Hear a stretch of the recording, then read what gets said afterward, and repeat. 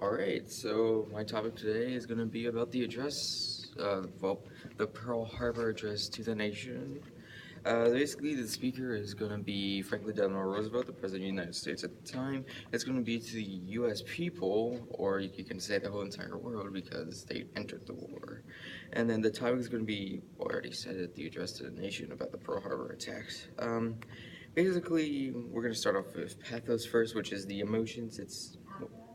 The quote is, "Yesterday, December 7th, 1941, a date which will live in infamy, the United States of America was suddenly and deliberately attacked by naval and air forces of the Empire of Japan." Basically, they Pearl Harbor was an island, and it was basically like a U.S. port for all of like ships to go. Basically, the main base. Basically, they bombed.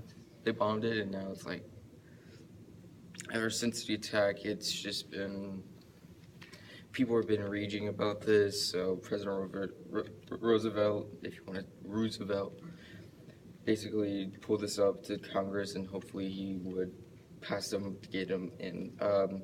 We'll explain all of the effectiveness later. Logos is, "Japan has therefore undertaken a surprise offense extending through the Pacific area. The facts of yesterday and today speak of them for themselves. The people of the United States have already formed their opinions and well understand the implications to the very life and safety of our nation." That's basically also explaining the pathos. It pretty much wants them people were outraged when the Japanese attacked Pearl Harbor and thousands were killed. There was a lot of people dead, ships sunk. It didn't end well, in all honesty. I mean, when you've been attacked, you've been outraged all this time. You can't really hold it in. The next part is going to be ethos, when she's going to explain how President Roosevelt came to be known as like one of the good presidents of when he entered the war.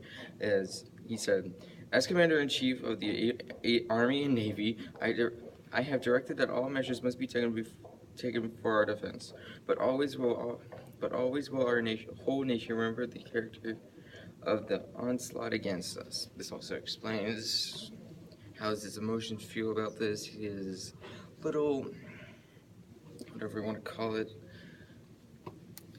He was the president. I mean, he made a great choice, and honestly, since Japanese attacked them with no consent, I mean, come on.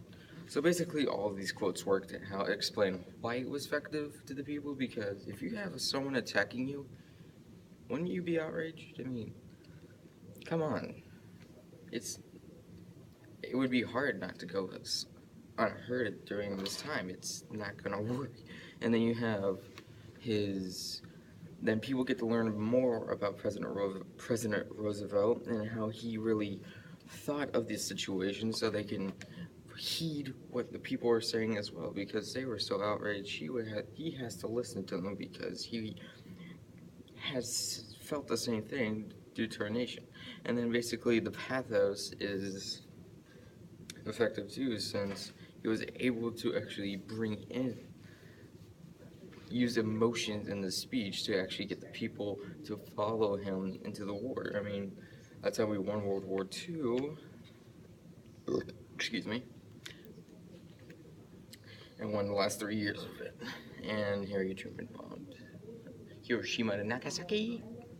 That's pretty much it. So I can't really think of anything else to say, so I have to do it.